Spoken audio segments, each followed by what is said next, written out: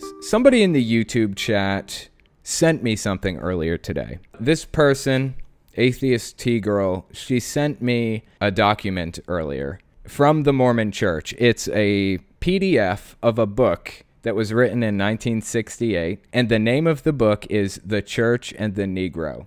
For those of you who don't really know much about how this operated, or how the Mormon Church operated pre-1970s, they were against African Americans being a part of the church. So they could come to church service and things like that, but they weren't allowed to get into the temple where a lot of really important stuff happens. Like they couldn't really be full members. They couldn't have the priesthood, I think is actually what it was. They weren't allowed to have the priesthood, which means they were very, very limited in what they were allowed to do. And they finally lifted that in the 70s. But before lifting that, they had this book called The Church and the Negro, and it talked all about why black people weren't allowed to have the priesthood. So I have to thank Atheist T-Girl. Thank you so much. This book is really, really hard to find. Cannot find a PDF of it anywhere. Hard copies are actually really hard to find too, but hopefully I'm going to see if I can get my hands on a hard copy sometime soon. Either way, Atheist T-Girl sat there and took a picture of every single page of this book for me. Got 129 pages of this thing. Actually, let me see. She took 136 pictures for this. I can't even imagine how long that took her. So thank you so much, Atheist T-Girl, for doing this. That is absolutely fantastic. And maybe I'll have a chance to like go through this in more depth than I'm going to get to this time. But there are just a few key spots that I want to read, a few key pages I want to read here. So the first one is on page 101. Let's start reading from the top. So this is from the chapter Questions and Answers about the Negro and Mormonism. Oh, this is a question and answer part, I guess. So the question is, did Abraham, Joseph, and Moses marry Negro women when they were in Egypt? This is really not even that old of a book, seriously. It's from like 1968. This is absolutely absurd. Okay, the answer is, for the answer to this question, we go to an explanation by Joseph Fielding Smith. If Abraham, Joseph, and Moses had married Negro wives,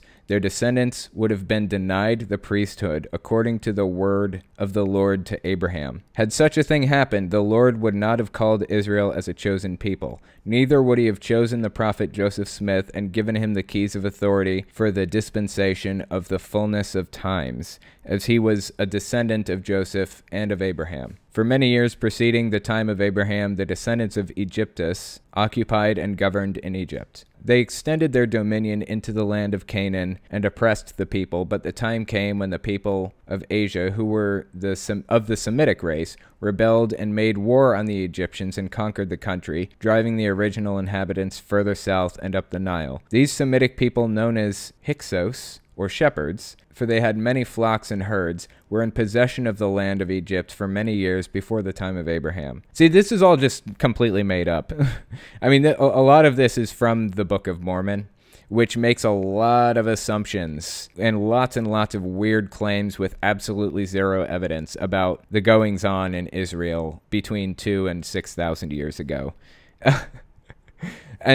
So basically what they're saying in this book here is, if Abraham, Joseph, and Moses had married a black person, black wives, their descendants wouldn't have been able to be God's people anymore, pretty much. Or they couldn't have been from the start. Ugh, that's only the beginning. You think that's bad? Just wait. Let's look at page 102 here. So why do people have dark-colored skin? Here's the answer that the book gives us. The mark of a dark skin in the case of other races is symbolic of a different loss of blessings. It is possible, therefore, for a person with a darker skin than some Negroes to hold the priesthood. Question: why do people have dark-colored skin? Answer: undoubtedly, a medical student would say that skin color or pigment is the result of a material known as melanin. The greater the amount of melanin, the darker the pigmentation or color of the skin. This does not tell, however, why some have more melanin than others. The old out-in-the-sun theory is generally disregarded as an acceptable explanation. One may simply point out the example of the Eskimo, whose entire body is covered, with the exception of the face, from birth until death. Yet the Eskimo has a dark skin all over his body. If the sun theory were valid, then generations of Eskimos would produce a lighter skin color, but it hasn't. Oh, this is fascinating. I love this book. This is so fucked up. It's ridiculous. Like, they're completely disregarding science here.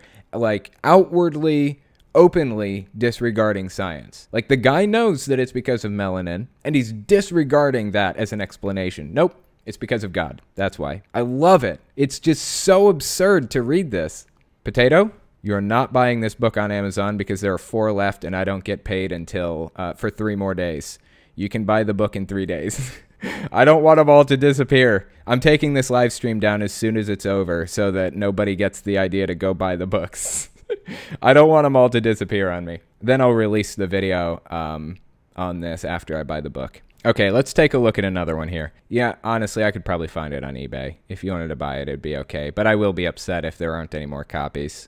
Okay, so this is from chapter 9. Church leaders speak out on the Negro question. It says, the prophet's personal views were expressed when he proclaimed, change their Negroes' situation with the whites, and they would be like them. They have souls, they are subjects of salvation.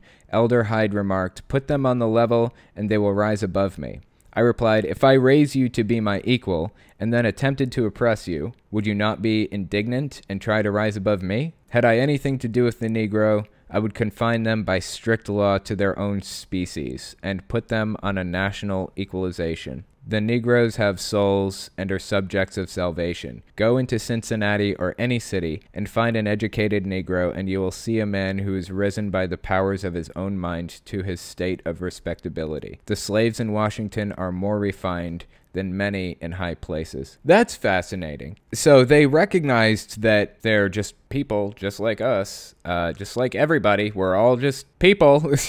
But they do believe that they're cursed. They believe that, I think that they have the curse of Cain, is what it is. And as such, should not be treated as equals. Or at least at the time, in 1968, when this book was written, they believed that. They believed that they should not be treated as equals. I find that absolutely fascinating. It's 4 years after the Civil Rights Movement. It took them another, what, like 12 or 14 years after the Civil Rights Movement before they changed everything to be a little bit more inclusive. But they were still kind of outcasts and mistreated in many ways. So that's page 79. I thought that was interesting. There's another bit on page 80. I swear I could read this thing all day. Okay, it says, on the issue of slavery, Joseph Smith had much to say.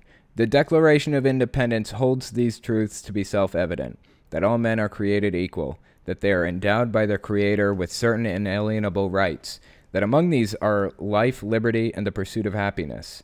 But at the same time, some 2 or 3 millions of people are held as slaves for life, because the spirit in them is covered with a darker skin than ours. The Constitution, when it says, we the people of the United States, in order to form a more perfect union, establish justice, ensure domestic tranquility, provide for the common defense, promote the general welfare, and secure the blessings of liberty to ourselves and our posterity, do ordain and establish this Constitution, wow, there's a typo in this book, for the United States of America, meant just what it said, without reference to color or condition. Yeah, okay, that's interesting. So Joseph Smith felt like there was like, what's the word? There was a little bit of hypocrisy in the Declaration of Independence when it said all men are created equal with certain inalienable rights, and they were excluding slaves from that. That's pretty fascinating.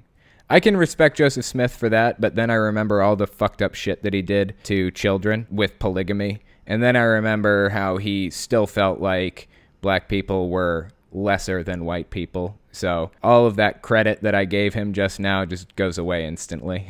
It's ridiculous. Okay, let me check page 82 here. There's another bit. Let's start on page 81 and read down. These are quotes from different major figures in Mormonism throughout the ages. So 1855, I think maybe this was from, I'm not sure who this was from. It may tell us. It says, formerly the rumor was that they, Mormons, are going to tamper with the slaves. Wow, lots of typos in this book. When we had never thought of such a thing. I will here say a little more upon this point. The conduct of the whites toward the slaves will, in many cases, send both slave and master to hell. This statement comprises much in a few words. The blacks should be used like servants, and not like brutes. If it is their privilege to live so as to enjoy many of the blessings which attend obedience to the first principles of the gospel, though they are not entitled to the priesthood. Journal of Discourses 2/184. That's what that's from, Journal of Discourses, I believe. So, I don't know. There's just a lot of really, really interesting stuff in this book. Cain might have been killed, and that would have put a termination to that line of human beings. So they're totally convinced that the reason that black people exist is because they're descendants of Cain, who were cursed by God. That's the whole bit. How long is that race to endure the dreadful curse that is upon them? It's a super fascinating book, and I'm hoping maybe I'll get to read through it start to finish one of these days. I don't want anybody to buy a copy yet, though, because I want to buy a copy so that they don't all get sold out. That's all I really wanted to talk about for the most part. I think that that was a really fascinating book, and I have to thank Atheist T-Girl again for showing that to me, for sending that to me, for putting all that time and work in, for getting that. It's absolutely phenomenal. And I sent it to Mr. Atheist earlier today, and he actually knew about it already, but he didn't realize that I had a copy of it. So I told him that I got it from Atheist T-Girl, and then he went and bought a copy on Amazon. So instead of having 5 for sale, there are 4 for sale. So anyway, yeah, so thank you to Atheist T-Girl for doing that for me. I really, really appreciate that. And hopefully I'll have a chance to go through it.